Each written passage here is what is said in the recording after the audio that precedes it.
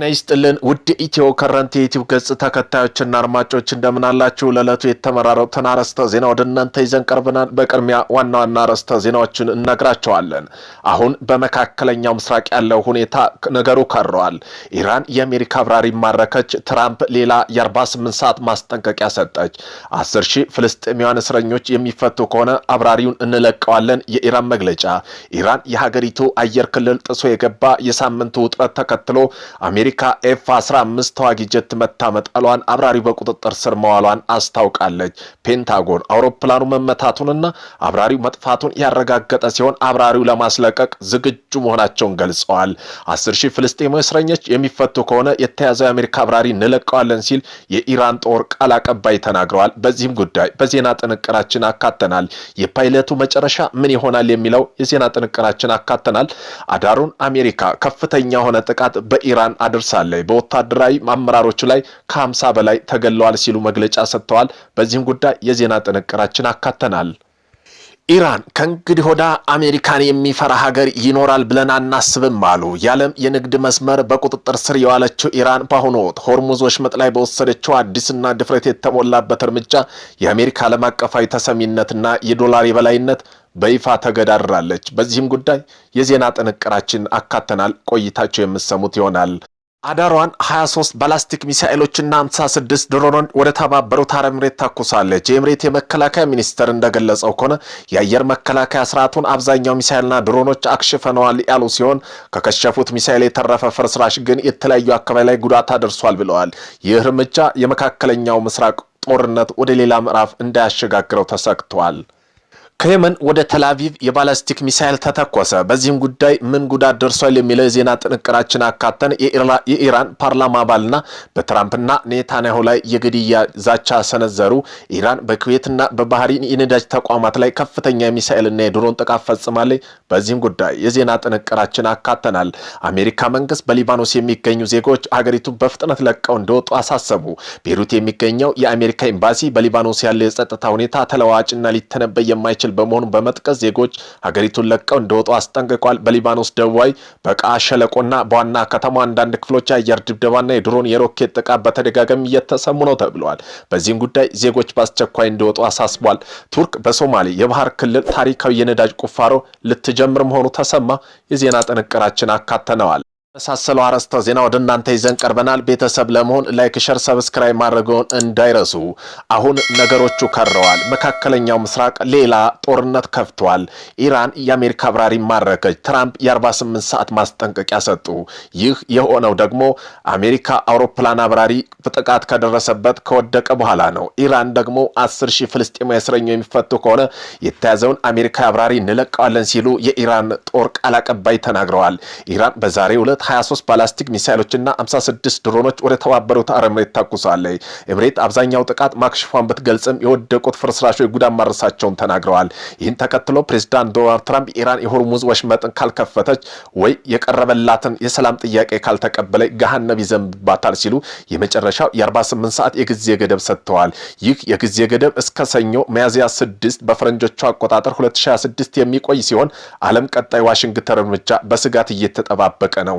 በመሆኑም አሜሪካ F-15 ተዋጊ ጀት በኢራን ተመቶ መውደቁን ተከትሎ የጀቱ ዋና አብራሪና ረዳት አብራሪ በፓራሹት ወርደው ኢራን ውስጥ መሰወራቸው ተከትሎ ኢራን ፓይለቶች ለመያዝ ከፍተኛ አሰሳ ስታደርግ ነበር። አሜሪካ ፓይለቶችን ከኢራን እጅ እንዳይወርቁ የነፍስ አድን ሄሊኮፕተሮች በልዩ ኮማንዶ በማሰማራት ከፍተኛ ትንቅንቅ ስታደርግ ቆይታለች። አሁን ላይ እየወጡ ባሉ ዘገባ ሁለተኛው አብራሪ ዩናይትድ ወታደር ኃይሎች የማዳን ተልዕኮ ትናንት ቅዳሜ ምሽት በተደረገው ከፍተኛ የተኩስ ልውውጥ እንደተገኘና አሜሪካ እጅ እንደሚገኝ ሁለት የአሜሪካ ባለስልጣን ለቢሲ ኒውስ አረጋግጠዋል። የጠፋው አባል መገኘቱን ያረጋገጠው ፕሬዝዳንት ዶናልድ ትራምፕ ኦፕሬሽኑ በአሜሪካ ታሪክ ውስጥ እጅግ ደፋር ከሆነ የፍለጋና የማዳን ስራ መካከል መድበውታል።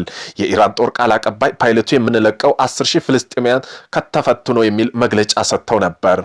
50 የኢራን ወታደራዊ አመራሮች ተገደሉ ሲሉ የአሜሪካ ፕሬዝዳንት ትራምፕ ገለጹ። እንደ ፎክስ ኒውስ ዘገባ ከሆነ ከ50 በላይ የሚሆኑ የኢራን ከፍተኛ ወታደራዊ አመራሮች በትናንትናው ምሽት በአሜሪካ በተፈጸመባቸው የአየር ጥቃት መሞታቸውን ዘግቧል። ትራምፕ ቴህራን የተፈጸመ የአየር ጥቃት ቪዲዮ አጋርተው በርካታ የኢራን ወታደራዊ አመራር መሞታቸውን በትሩዝ ሶሻል ገጻቸው ላይ አስፍረዋል። ኢራኖች ከእንግዲህ ወደ አሜሪካን የሚፈራ ሀገር ይኖራል ብለን አናስብም አሉ። የኢራን ከፍተኛ ባለስልጣን እንደገለጹት አሜሪካ በሌሎች ሀገር ላይ የምታሳድረውን ተጽዕኖ አክትሞላታል። ለዚህ ማሳያ የሚሆነው በወሽመጡ የሚያልፉ መርከቦች ላይ የተጣለው አዲሱ የክፍያ መመሪያ ነው ብለዋል። ኢራን ማንኛውም ከወሽመጡ የሚያልፉ የንግድ መርከብ ክፍያውን አሜሪካ ዶላር እንዳይፈጽሙ ጥብቅ እገዳ ጣለች ሲሆን ይህም ዋሽንግተን በዓለም የፋይናንስ ስርዓት ላይ ያላትን የቁጥጥር አቅም አሽመድምዶታል።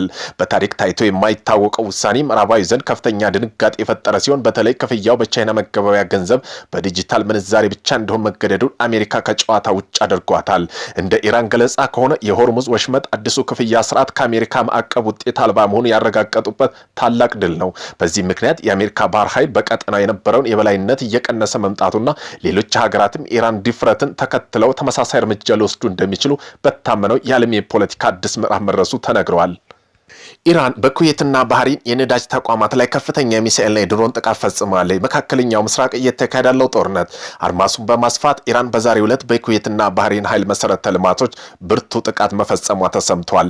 የኩዌት ፔትሮሊየም ኮርፖሬሽን እንዳስታወቀው ኢራን ሰው አልባ አውሮፕላንን በመጠቀም በሀገሪቱ የነዳጅ ማጣሪያ ላይ ከፍተኛ ጥቃት ሰንዝራለች። በጥቃቱ ሳቢያ በተቋማቱ ላይ ከፍተኛ ቃጠሎና መጠነ ሰፊ የቁሳዊ ንብረት ውድመት መድረሱን የመንግስቱ የነዳጅ ኮርፖሬሽን ገልጿል። በተመሳሳይ ሁኔታ ኢራን በባህሪን የሚገኙ ሁለት ሀያላን መሰረተ ልማቶች ላይ ጥቃት የፈጸመች ሲሆን ሁለቱም የነዳጅ ማጣሪያ ላይ ከፍተኛ ቃጠሎ ተከስቶ እንደነበር ተዘግቧል።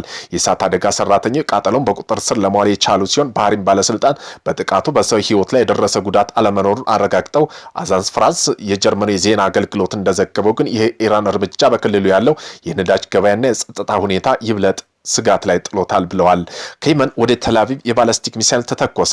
በመካከለኛው ምስራቅ እየተባባሰ የመጣው ይህ ቀውስ ተከትሎ ከየመን የሚንቀሳቀሰው የሁቲ ታጣቂ ቡድን ወደ እስራኤል የንግድና ኢኮኖሚ ማዕከል ቴልአቪቭ ባላስቲክ ሚሳይል ማስወንጨፉ ተሰምቷል።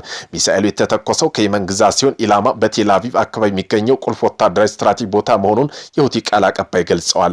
የእስራኤል መከላከያ ሰራዊት አይዲኤፍ ሚሳይሉን መለየትና በከተማዋ የአየር መከላከያ ሳይረኑ መሰማራታቸው ያረጋገጡ ሲሆን ሚሳይሉ ሰው በማይኖር በክፍት ቦታ መውደቁን ተነግሯል። እስካሁን ባለው መረጃ በጥቃቱ ምክንያት የደረሰው የሰው ሕይወት ማጥፋት ባይኖርም ጥቃቱ በከተማው ዘንድ ከፍተኛ ድንጋጤ ፈጥሯል።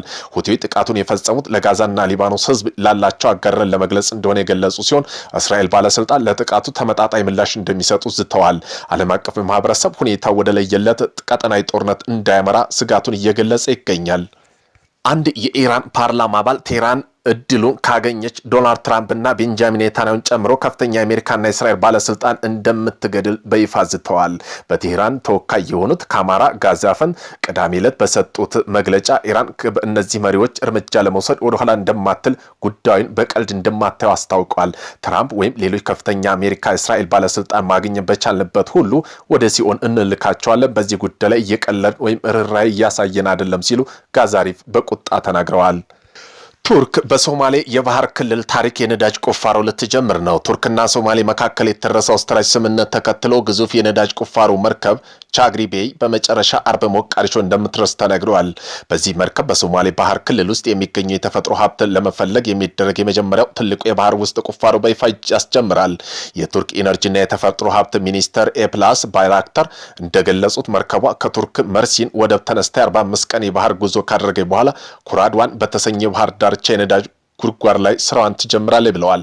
በዚህ መጠነ ሰፊ የነዳጅ ፍለጋ እንደ አውሮፓ አቆጣጠር በ2024 በሁለቱ ሀገራት መካከል የተፈረመው ሃይድሮ ካርበን ስምምነት መሰረት የሚከወን ሲሆን ሶማሌ ባህር ክልሏ ውስጥ በግምት 16000 ስኩዌር ኪሎ ሜትር የሚሸፍን 3 ዋና ዋና ብሎኮች ያካትታል ተብሏል።